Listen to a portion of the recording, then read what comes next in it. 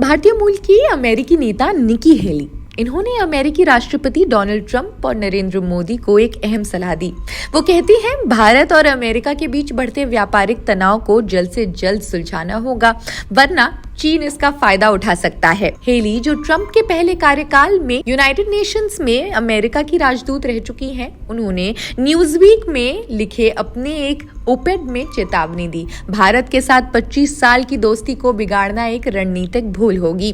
वो कहती है भारत को चीन की तरह दुश्मन नहीं बल्कि एक खास और लोकतांत्रिक दोस्त की तरह देखना चाहिए। हाल ही में ट्रंप ने भारत के रूस से तेल खरीदने पर 25% अतिरिक्त टैरिफ लगा दिया। इसके बाद भारतीय सामान पर कल टैरिफ 50% हो गया है। भारत ने इसे अनुचित बताया, लेकिन हेली का कहना है कि चीन भी रूस से तेल खरीदता है, फिर उसे सजा क्यों नहीं। हेली ने कहा कि भारत अमेरिका के लिए बेहद जरूरी है, चाहे वो टेक्सटाइल, सस्ते फोन या सोलर पैनल बनाने की बात हो। भारत वो स्केल दे सकता है जो चीन के ही बराबर है। साथ ही भारत की बढ़ती सैन्य ताकत और मिडिल ईस्ट में उसका रोल अमेरिका के लिए एक गेम चेंजर साबित हो सकता है। उन्होंने कहा, भारत दुनिया की सबसे तेजी से बढ़ती अर्थव्यवस्था है। ये चीन की ताकत को चुनौती दे सकती है, लेकिन अगर भारत अमेरिका रिश्ते बिगड़े तो ये चीन के लिए एक मौका होगा। हेली ने सुझाव दिया है ट्रंप और मोदी को जल्द से जल्द सीधी बात करनी चाहिए। कहती है, जितनी जल्दी उतना अच्छा है। भारत को भी रूस से तेल खरीदने के मसले पर कोई समाधान और रास्ता निकालना चाहिए। भारत के एक्सपोर्ट्स पर असर पड़ने से बांग्लादेश और श्रीलंका जैसे पड़ोसी देशों को फायदा हो सकता है, जो टेक्सटाइल और गारमेंट जैसे क्षेत्रों में पहले से ही अमेरिकी बाजार में सक्रिय है। बांग्लादेश पर 20% टैरिफ होने से उसे भारत के मुकाबले फायदा मिलेगा, जिससे क्षेत्र के व्यापार का संतुलन बदल सकता है।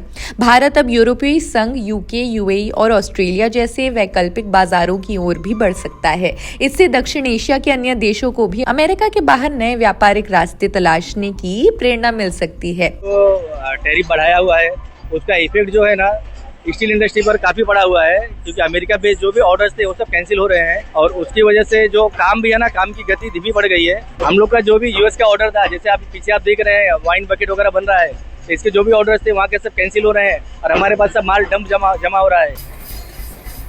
It is definitely a difficult situation for the Indian exporters. They have already prepared the order. In number of cases, they have provided loans for the raw material purchases also, and in many of the cases, they have booked the space on container. So in that situation, industry will be definitely facing the problem. But at the same time, we are engaged with the government to find some way out for that. Bharat की दवा और electronics जैसे क्षेत्रों को छूट मिली है, जिससे दक्षिण एशिया में भारत की अहमियत बनी रहेगी। लेकिन टेक्सटाइल और ज्वेलरी जैसे सेक्टर्स में नुकसान से क्षेत्रीय व्यापार प्रभावित हो सकता है। अमेरिका का भारत पर रूस से तेल खरीदने के लिए दबाव दक्षिण एशिया में भू राजनीतिक समीकरण बदल सकता है। भारत अपनी रणनीतिक स्वायत्ता को बनाए रखने के लिए रूस, ब्राजील और यहाँ तक कि चीन के साथ संबंधों को मजबूत कर सकता है।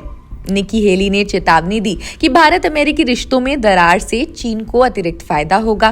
भारत अमेरिका से दूरी बनाता है तो दक्षिण एशिया में चीन की स्थिति मजबूत होती है, खासकर श्रीलंका और मालदीव जैसे देशों में जहां चीन पहले से निवेश कर रहा है। पाकिस्तान पर 19% टैरिफ है, जो भारत से कम है।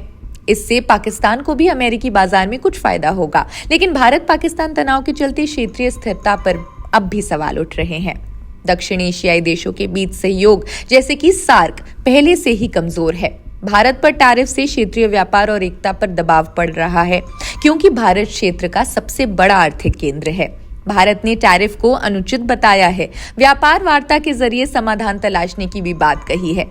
अगस्त 2025 में अमेरिकी टीम के भारत आने की उम्मीद है। ये एक बायलैटरल टॉक्स की शुरुआत हो सकती है। भारत अपनी निर्भरता कम करने के लिए अन्य देशों के साथ व्यापार बढ़ा रहा है।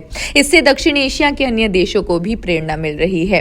भारत को अपनी मैन्युफैक्चरिंग, स्किल डेवलपमेंट और इंफ्रास्ट्रक्चर को मजबूत करना होगा। इससे न केवल भारत बल्कि पूरे दक्षिण एशिया की अर्थव्यवस्था को लंबे समय में फायदा मिल सकता है।